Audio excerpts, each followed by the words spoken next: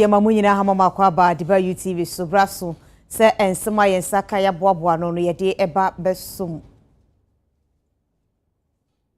Yade Eba Ebesum, not just say UTV, Yajiatungo baby and Evia Bashia dia Sadano, and my this with chocolate drink, a Ghana Coconia dia Ede. Ayan Wanubi. Your best point savings saloons and the best assurance. Special ice, natural mineral water and drinks out when it can be nene or mobombichidom.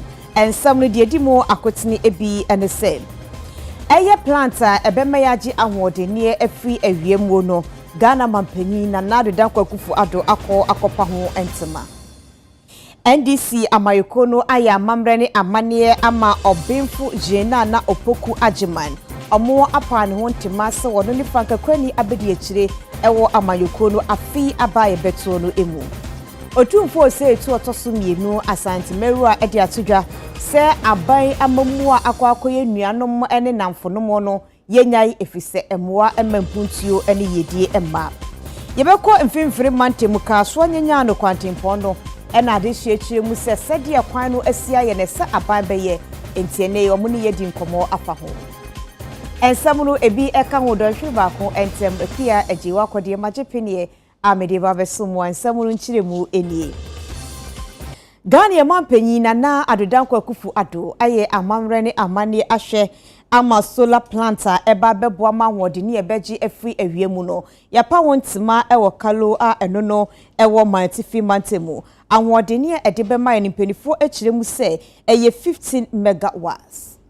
Your Excellency, today's commissioning will bring further increase to the jurisdictional capacity of solar power in our beloved country, Ghana. We will therefore use this opportunity to thank you in full sum for your deliberate efforts in yet another sector, apart from your success stories in education, rail development, agriculture, among others.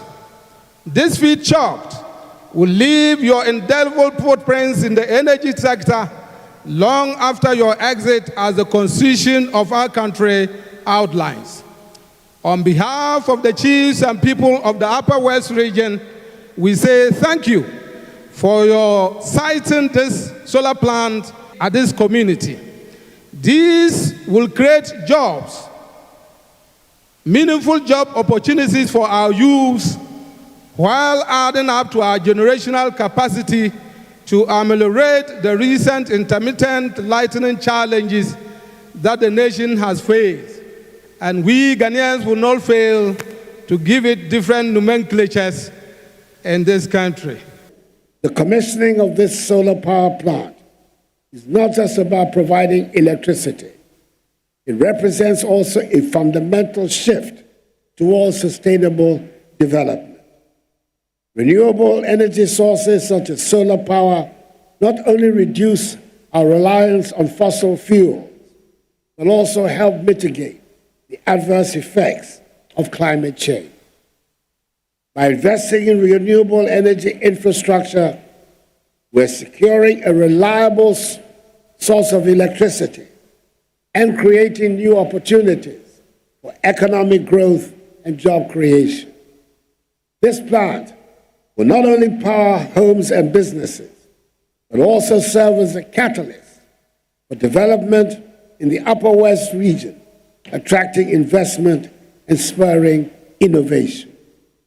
To this end, government is implementing a series of policies and measures to incentivize green investments, foster a culture of energy efficiency, and prioritize the development of solar, wind, and hydroelectric power projects as key strategies for the growth of the energy sector in the country. Vision, however, is not only to be energy self-sufficient, but also to set the stage for Ghana to emerge as an eco-friendly country in the region, inspiring neighboring countries to follow suit in their pursuit of a greener, more energy technology-centered future.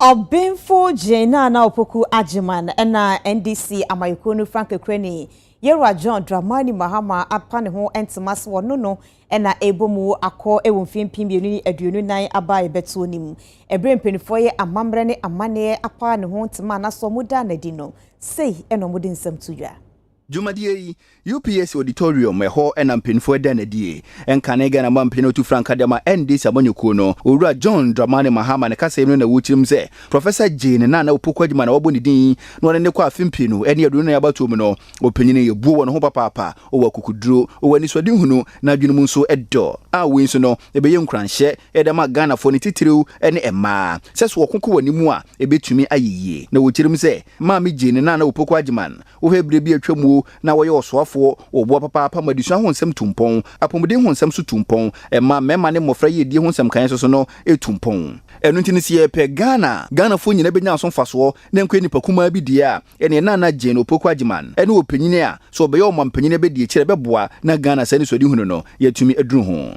In adversity we find opportunity. Ghana is at one such juncture in its life, and it requires all our best human resources to change the course of our history and steer our ship of state into calmer waters. Often when our stories are told, they are about his story. But right before us today in Ghana, another story is playing out. Right before our eyes, another history is in the making. But this time, I will call it her story.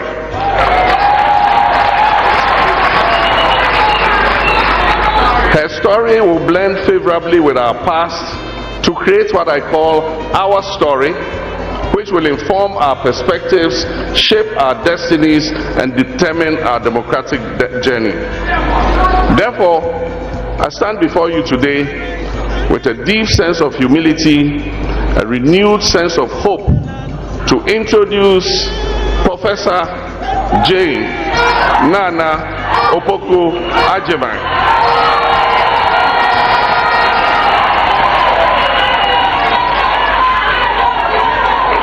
A very respected woman, a female achiever, a woman of integrity, who would make her mark on our country's journey towards progress and prosperity.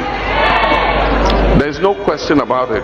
Nenu achire no Professor Nana Jane Opoku Agyemang enso kasa ya odi tudwa se na aban besa babio ne behwe hunu se ma de wonto na jejemu afi 24-hour economy no empinifo ebeye modwuma yi ama my Ghana yenya so mfaso. We will pay special attention to issues and challenges faced by women in all walks of life. Oh, the women are not happy.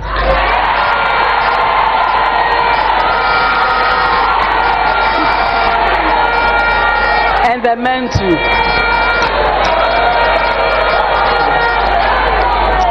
This is part of the reason we propose extended maternity leave, in line with one of HE of His Excellency President Mahama's 2020 election promises.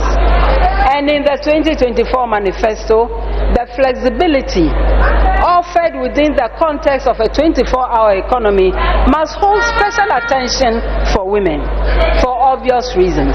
Maybe we should meet and have a long discussion on that one. Women entrepreneurs must have access to capital for the entire sector to boost their businesses.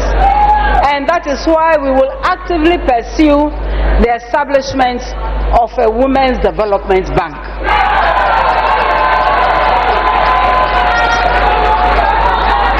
To primarily nurture and grow women-owned, women-led businesses. Women must become millionaires too, shouldn't we? We must become millionaires too through hard work, as our men do. We do not need out. We need hands up.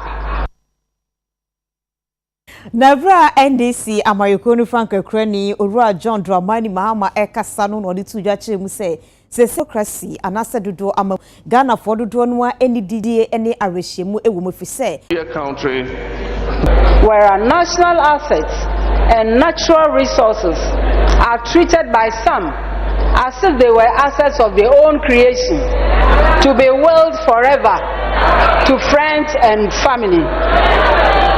We must be passionate about justice, about the protection of our environment, about protecting our differently able citizens. We must be passionate about institutions that are responsive or are supposed to be responsive to our collective needs. We must be passionate about stamping out corruption. Across the political divide, across social and professional groupings, among the youth, you hear complaints and stories concerning state capture, where this government has chosen to use its power not in the broader interest of all Ghanaians, but to favor a small clique. What is that?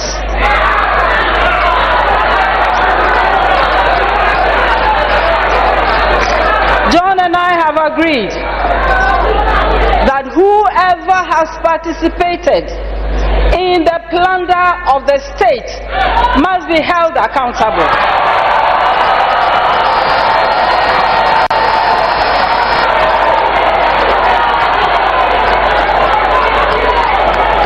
And my friends, this is not a threat, it is a promise. It is a promise which is premised on the wishes of our citizens across the political divide, and it is hinged on the principle of accountability.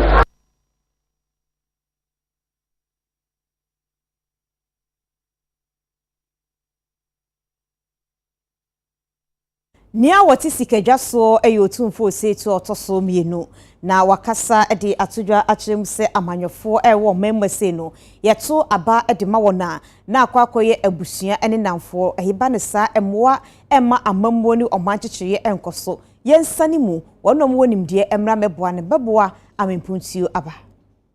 Asante no tumfo osetutu otoso mienu echirem agana ye nyina ye nipa baako emfa woni bebi obi afri emfa woni kasa obi eka enti obesre se Ghana fo nyina yemfa nto yadwenum se ye nyina ye nipa baako a ye wo oman Ghana ewum se ebi kakasa ahodo pii enso eno entity yentem ose obepiem ewa Asante mantema se Kumasi a obehu broni bi Fante New Town Angunaga Dagomba line enso so no eye Asantefo ena omo ewo Kumasi anase omo efri Kumasi ene Asante mantema ni nyina kire se eye onua do a wo mahu se ye nyina ye Ghana fo entinse se entity mu eba enipa enyiyimu okakasa wei ofiri kro wei enye menua no me wadwuma kra memfa ma wono ense emfata Asante no tumfo osetutu otoso mienu ede nsem wetudwa ewo Kumasi menhia ahemfie na eno eya wokude kase a omatonde so omode ma ahoho ni nyina eka nhyehyɛ ya hodo a planning committee ede ma Asante hene silver jubilee na wodi aye 25 years a wodi no ekunya no so no ni nyina aka no yes anhyehyɛ etitrifo eye nana na watra kunya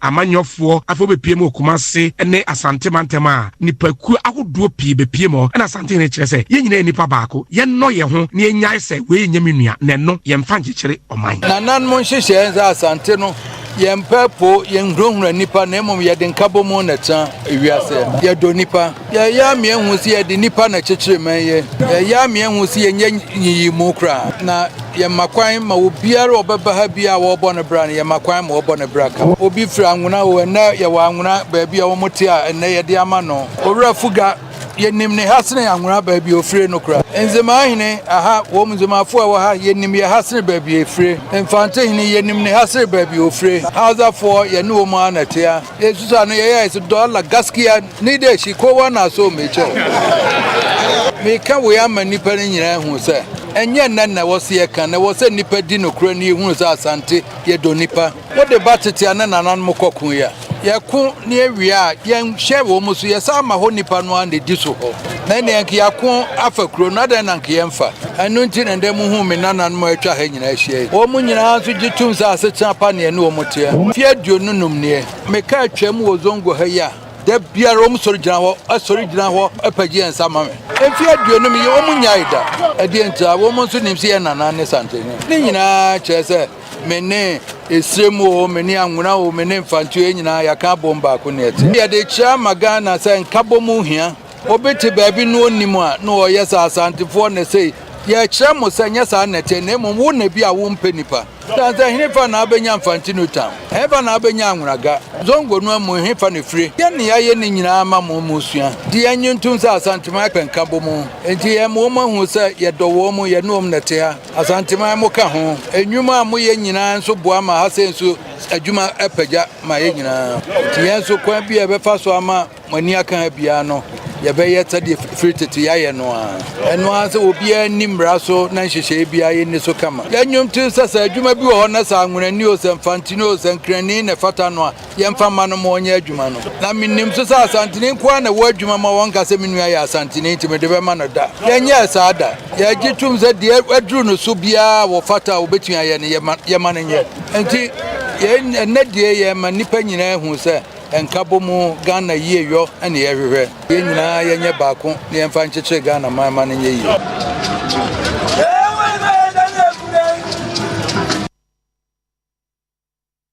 ene bogoso minus no mo echemu se ne ma bi ekoso mo ntiase enti omo bankra no sensen bebre fi ma ba me yese omo di nsuo po egu minister so ye kone ni Jacob Kubi edi enkomo Jacob akwaba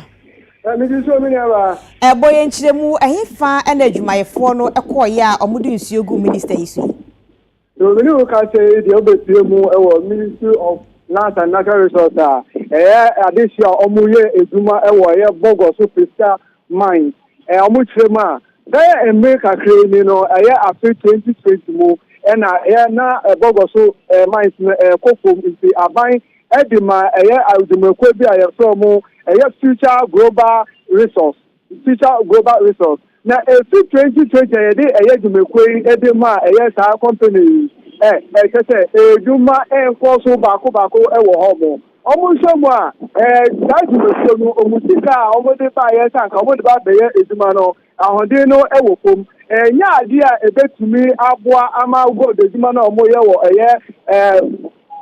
obogoso hono akoso entino omo sire oya omanteni na ene asoya omo se egudie sise omo nje edumaku timikata omo di ama feature for no na omo fama edumaku fufu a omo betumi aye eduma no omo ka enkama ye se aban ene minister no omo pese omo beti omo enti omo tro nkata e de bre Ministry of Land and Natural Resources Minister owo mo say honorable Abudinafo so osana almost na ombo mode no mo ji edumakuo no enti Peter for mi say e na so mo say omo nko no o de sata no koma attorney general no wa say na o say mu wi a na o de emuaye abre omo hwe nim ta ni omo hwehwe no minister no enye enti enebe e na omo ye ne say omo ye oyete tentrenti eda kopie mu ewo asoye ho na omo ye ne san so ampa ni mia ne ampa omo di oyete no asise so a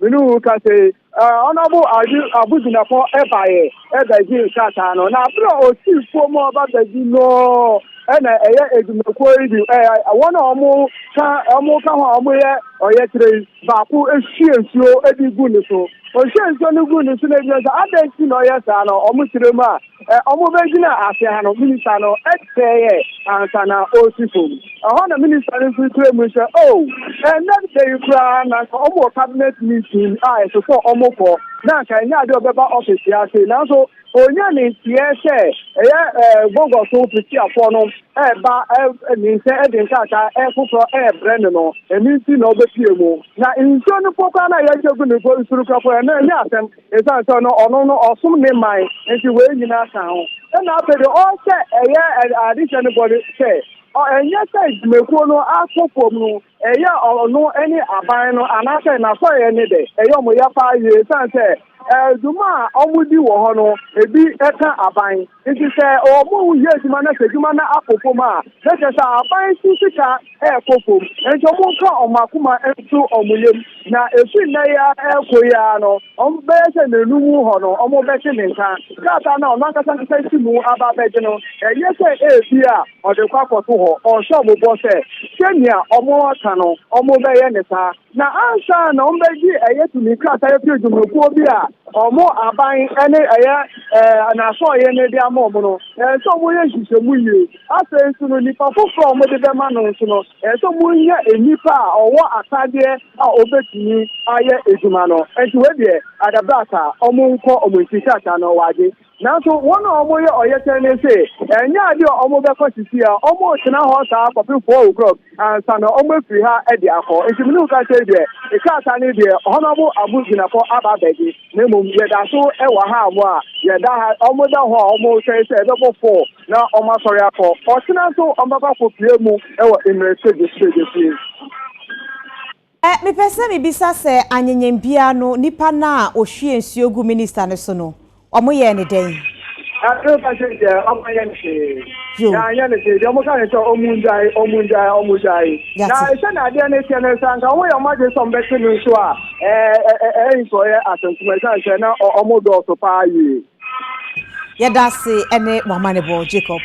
Yes, and Johnny Jacob could be any attending Kefri Association as no body any passo a bra bogoso minus and as one no mutu form of goody and no muye juma e bogoso mines no much say a jumekwe the man no and the juman sweni yenya omodu omkrata abano e bi muhwie nsuo gu minister ne so e ho asem no de maye no onimonyamfo kwaku ofori asia ma wono ye oso afo hwe akwantuo so na kumase asante mantem wiemse gina bia na se airport no omo akwa akwahwe fise encho mba bebia ebeye international airport Oswafo a wohwe ka kwani abadie ni akwantemponsem so honorable kwaku ofori asiama one empanimfo bi ya efi Ghana Airport Company Limited ya na managing director ka ho akwa pro ewo kumase ewiemuhye ginabie na wose wode nani kwohwe ye no nani agepa wose May Busumi no emu ena wo hwe ni mu se obetumi ebia no wose runway no obebie mu kakra se ne ebe ya awiemu hya akese no so ebetumi abegina honorable kwaku ofori asiama ekoso kire mu se omanyi ewo mu se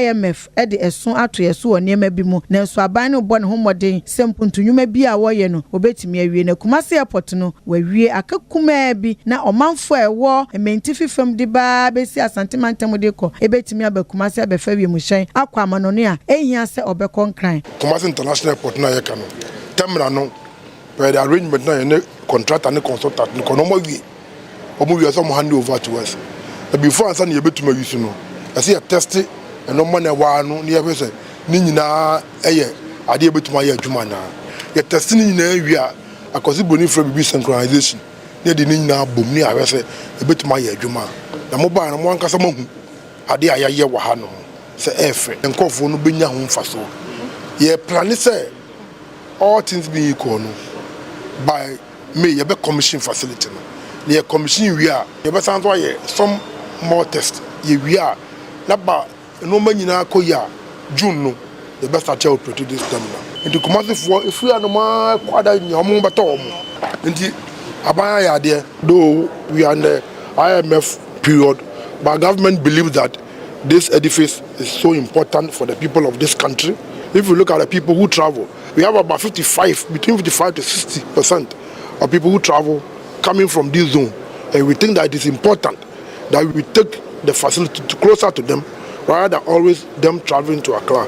Managing Director, Ghana Airport Company Limited, Era Yvonne Nana Efriye Opare, Kasaye. Ya testi bibia ye juma pepepe. Meniaje imroso nso say facility na contractor ne sia mayen no of quality.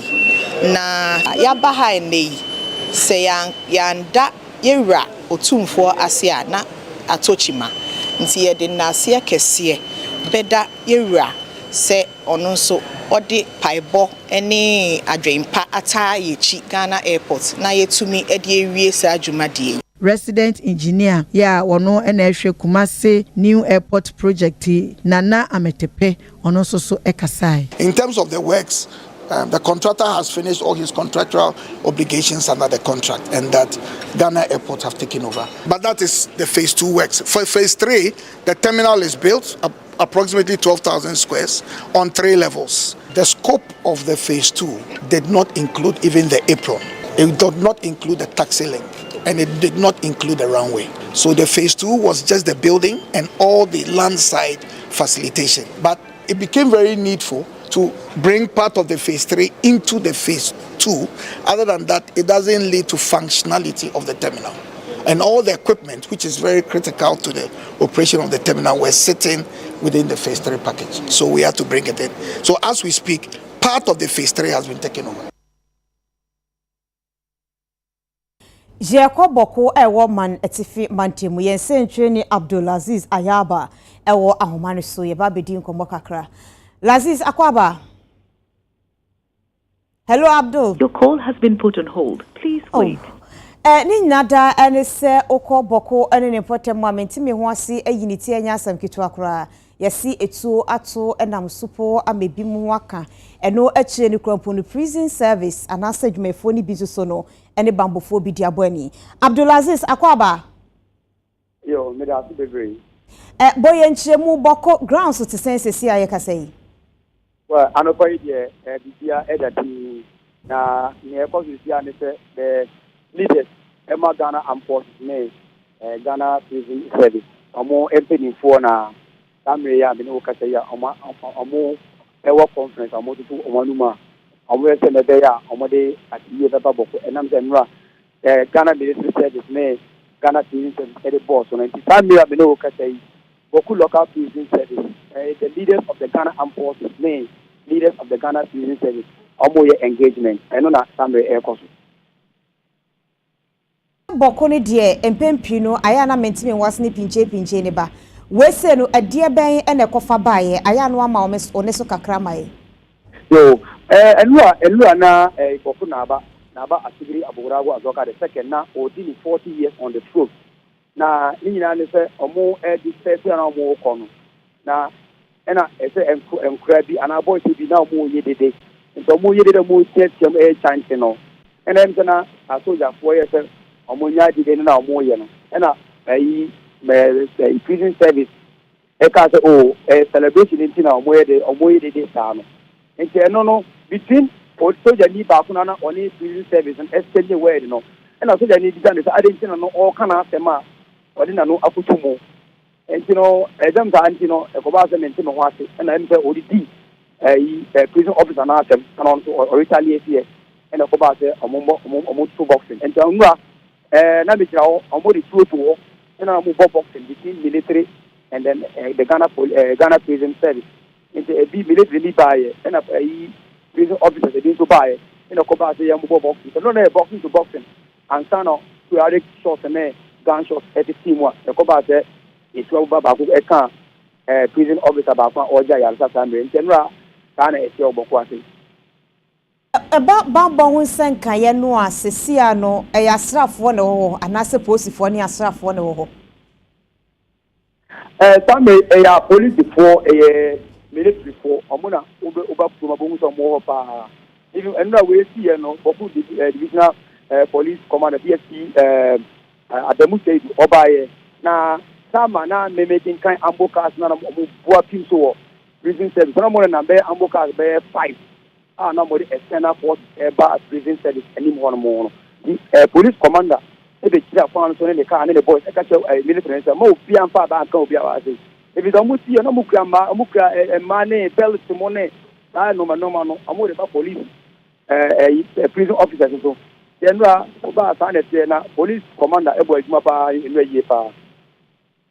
Yada se yem fancy same repame besia babiem ne edi nkomo ede afa ho yenya bambofo nso ne wono munimu di e wo bambo we bisom se de ne betimi aye ama asumdua febo aba e wo boko ene ne potamu yense ntwe ni Abdul Aziz Ayaba ne yete ne kan edi efri mantifi mantemo no ye ko gomwa nyanya no eno e wo gomwa East Mexico Assembly nim e wo mfimfiri mantemo amanfo no echiremu esefiti emfiempim yenu ni dunsia 2016 ena akwan e wo no abaye no se wo ye aban agyae ekwan no amasese ne monchi monka ne mfuturo abakwan ne so mo brento mu hi aban ne mu a wonhwe no meyema o oh kwana de ye blepa serious kwana de yes kanka yes kwano mb ba kona wo so ono na nka oyo bono enam ni modi mo enso eni nti ena ye ni fesu Baba Kunso Bano, honestly, Nasama can say, on a Yana Ban is so. In the unknown to me, known to me, own to me, use Cabe getting to 15 million confirmation way. This is what now, when you won't talk this in Munchaso, then was a way, baby. What way when you cry every day, we are over Casana Oko, every day we are about Casana Oko. Yeah, there's a Kwane and your cousin now say. Madam, me, young probably, or would you work and pay because of Kanoke or Mubon, or my digicano. Medium any then your repa and 1,008. If you work a mesh with 300, Yaman Porter still like Bodent. Uka so can Massa. Equano. Equine mamma won't be a quine. In some to impono, Master and Tota, Unam Quanzo, or Bewa Hogake. 2020 or more, no dance of Mujaya or man carry up to now. Chessa and a young point so Mujaya Quano. Camp and conflict at the point track or Saka coming up to now. 4 years ago, 8 years now. Chessa Obiamba Bamba Quansoda. Now in Portia Quantum Pond Oba, door Bosch Haquaya, Yaquine call Mado, no wife a baby call. Yaquine call Mado, wife a baby call. Better than saying Yati the Wabosha Quaya War, Central Region. When see a crew cry and shed, then Yano Quan, or bear then or bear then. If you can't go, in a Yakacha Nana, then a number wedding, no sure Yaquine in my hand. If you dare, in casting ye, Mayawaha, Oba cry won't do Crumo, Wabba down home, no way the caracature, Edra Nadra, Messiah for crew, Guanina, within our criminal one answer coffee. And say you need again here. Wabayama here, the Carnuba, Crona, Edin Yatra, Yan, Oba will do crum when we be Messiah Nego. Yan so, and Carla one, and young Carca Craba, and Castle Crunman Casangaza, Central Region now. And so, and Cardun do Crunum. What do Quim Walla and Impedance insane? What do Quim Walla and Impedance insane? I bet you winter was he, Quan Maway able to be, one away. The Quan Waye Yakan Wasam, Yako DC war, Yako MP war, Yakan Wasam, Yakan obey, I can obey, and obey Yasha or Ma. Show Quan Waye, or Penfo, or Kowupa, or the Kalmudukun, and anybody and wait for answer, if you can't see.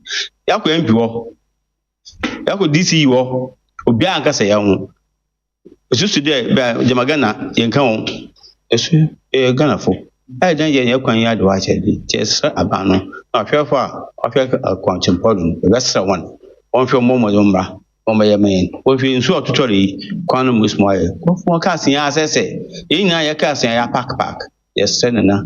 Another man. Momo Zimda, what's an ass prima. On Babayame. Yes, so.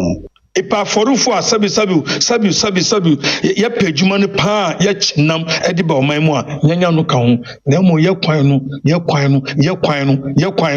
enti aban no mo nchon 1 month to bibi na won be kan de o kan last 4 years say 2-3 mo be wi up to mo ma ba ne twesa ye pede inde no china o chandu kono ye hu say machines no o ye kwan do ye dama we advise our people. We're going to advise our people. Omutie yasam. Yen kasa bebre.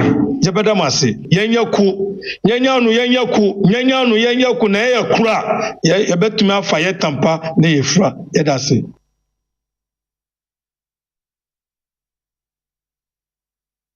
Footbridge anase nsamso ayaye nipa enam so no ye bi ewo Adentan Mensi Kupon Assembly nim nanso adehye no emfaso ne momuno mu gina kwantempo ne mu twemu a nyame afafia na kabon ye koho no mokɔhwɛ sɛnea esitie na de hu ye no ɔmo kyerɛkyerɛ mu sɛ engineer no ye sa Footbridge no wo yɛmfomso kakra Amanfo beka ya Greater Accra mantam ha afimpim yenu ani edunwɔtwe ɛna Ghana fo ni tichu ni adehia ɛwɔ Madina adenta kwantempɔ no wodi ahyemfre wɔ so ebo onyenya kasa ye esi koso ɛsra ban sɛ wɔsrɛ no ada wɔnhwɛ na Footbridge a ɛwɔ mpatam hɔ no wɔnyama wɔnom sanse ahyɛn boa na ɛbɔ nkɔfo ɛwɔ hɔ ɛno nti wɔnom te coalition of fix our Footbridge now na kyerɛ sɛ wɔnom na champion ɛhwɛ sa ban ɛbɛhwɛ na Footbridge no waye edi ama won na ka abobon nkofo ni akwanhia bebrebe a esi wo Madina eni adenta mpatam ho no abrase ebra abanje pene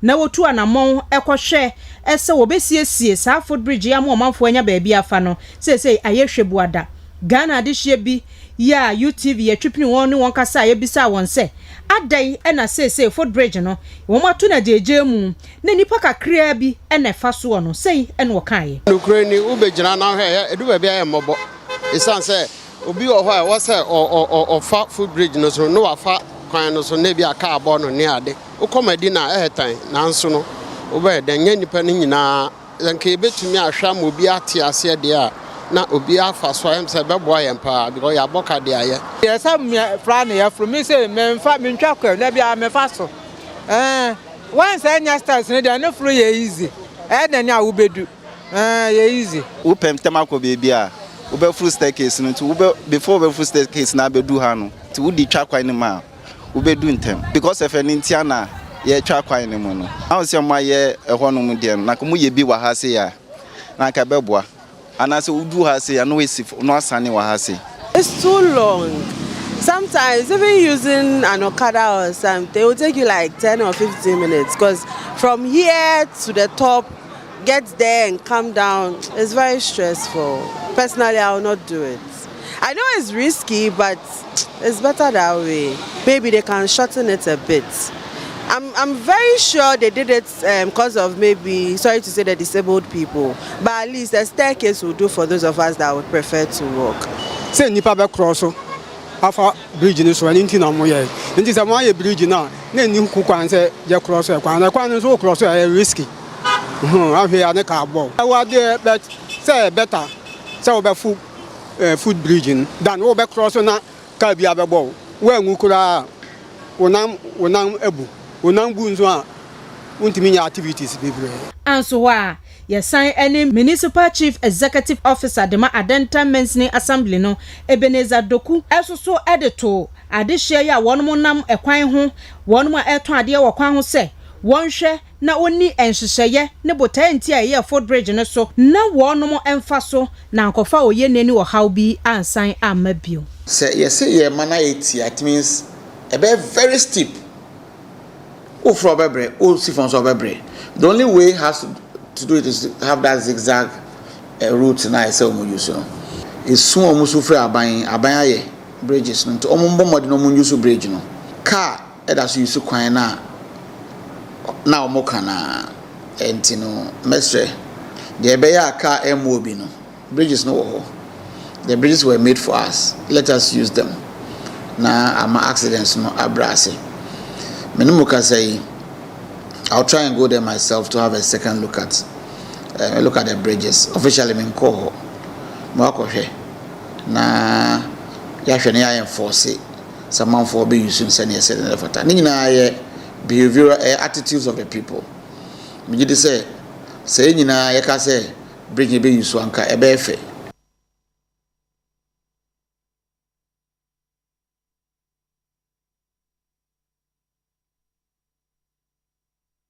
Ye jina wese su ahome abasisia ye ba bongo di fara wo de sports agudi e ba beto so ye basisia